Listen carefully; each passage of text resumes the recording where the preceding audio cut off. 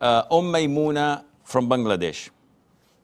My question is, if an area of our body used to be light in color, then it became dark, or a spot appeared due to aging or acne, is it permissible to use natural remedies or some creams or serum to lighten it or to get rid of the spot, or is it changing the creation of Allah? Jazakallahu khairan. وَجَزَاكُمْ. The default is removing a defect or an abnormality to restore it back to its natural form is totally halal, as long as there is no harm upon the individual.